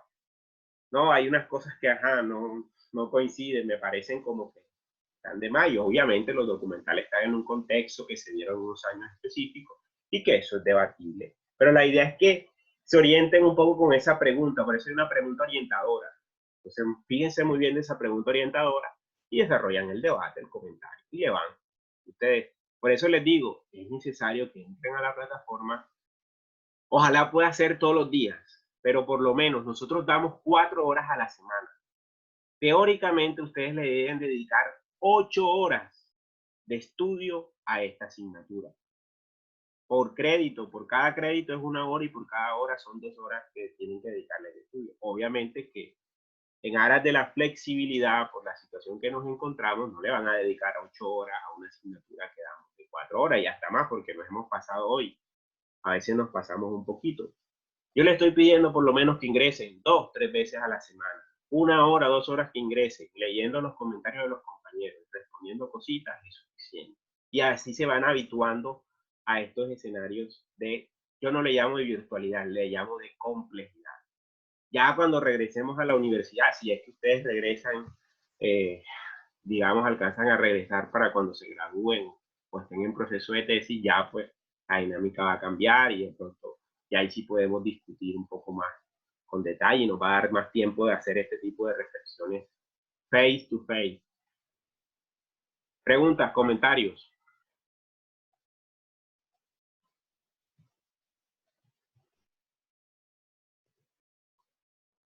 Bueno, profe, recibida su recomendación. Sí, háganlo muy sanamente. Yo creo que nosotros profesores están en la misma complejidad, todos estamos también teniendo igual de los problemas que tienen ustedes, saturados por aquí, por allá, en reuniones, capacitaciones, pero tenemos que buscarle, como dicen por ahí, la comba al palo para que la cosa marche. Entonces, preguntas, inquietudes. Bueno, nos vemos la próxima semana para cerrar esta sesión de esta primera parte de este curso de urbanismo y ya en enero nos centramos a darle leña y juego a ese taller documental para que quede bien organizada esta parte y esta sesión del urbanismo. Ahí yo voy a conocer por dónde van, qué etapa llevan, si van muy adelantados, si van adelantados, cómo van, y ahí vamos incorporando los elementos del urbanismo al taller. Les deseo una feliz noche y estamos en contacto. Listo, igualmente.